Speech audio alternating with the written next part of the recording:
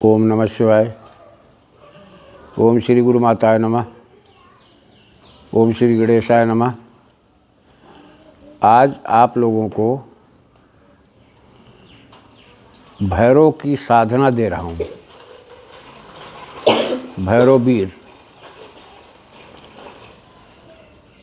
और अगर आप विधिवत ये प्रयोग कर लेते हो तो मैं गारंटी नहीं लेता हूँ कि हो सकता है भैरव जी के प्रत्यक्ष आपको दर्शन भी मिलें। इसे करो आप। करने में बहुत सरल है, सहज है, बशर्ते घबराने की ज़रूरत नहीं होती है। और इस तरह के मंत्र मैं YouTube पर डालना नहीं चाहता था, लेकिन फिर भी कि लोगों का भ्रमित होना बंद हो जाए, अच्छी बात है। मेहनत करोगे तो लाभ मिलेगा। हिम्मत रखो, ये साधना है। अपने आत्मा से दृढ़ बन जाओ, सुदृढ़ता लाओ अपने विचारों में और साधना को करो। देखिए, मैं वो साधनाएं तुम लोगों को दे रहा हूँ कि जिनके द्वारा आप कुछ नाम भी कमा सको और मर्यादा भी कमा सको। फिर भी एक बात हमेशा कहता हूँ, याद रखना कि शिक्षा आपका बहुत ही महत्वपूर्ण अंग है जीवन का। तो शिक्षा से वंचित न रहो। शिक्षित हो जाओगे तो इस तंत्र मंत्र आगम के रहस्य को समझ पाओगे। शिक्षा इसमें बहुत आवश्यक है। अब आपको मैं जो विधान होता है इसका मैं बता रहा हूँ। एक कांसे की थाली ले लो। इसकी साधना कैसे करनी है उसका पहले विधान समझ लो। एक कांसे की थाली ले लो, उसमें 5 प्रकार के फूल और 5 प्रकार की मिठाई, एक जायफल ये लगेगा। थाली के बीच में एक कपूर का टुकड़ा रखो, 2 उस पर लौंग रखो और चारों तरफ थाली फूलों से सजा करके चारों तरफ 5 मेल की मिठाई और 5 मेल के फूलों से थाली को सजाइए। सजाने के बाद में आप बैठ करके मंत्र का जाप करो।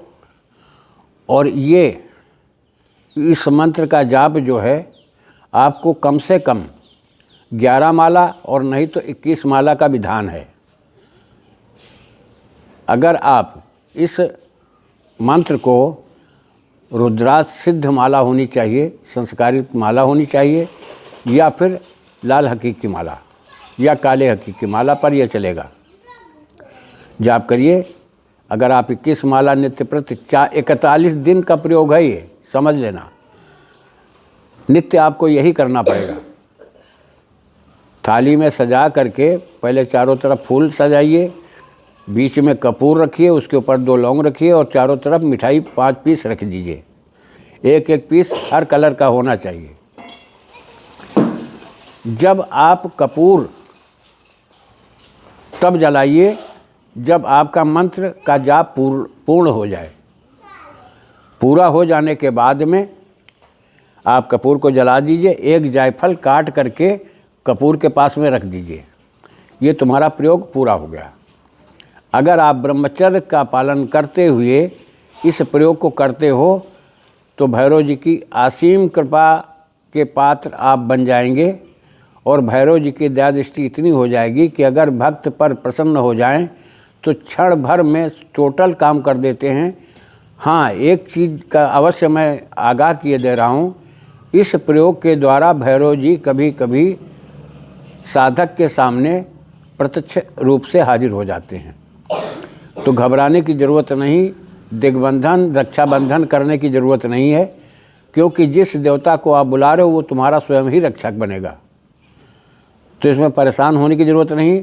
मंत्र को मैंने डिस्क्रिप्शन में भी डाल रखा है, मंत्र आप वहाँ से ले लीजिए। विधान मैंने बता दिया है, इतना ही विधान। और जब भी आपका कार्य पड़े आप थाली को सजाइए उसी तरह से, चारों तरफ फूल रखिए, बीच में कपूर लौंग रखिए, 5 मेल की मिठाई रखिए और 1 जायफल काट करके रख दीजिए।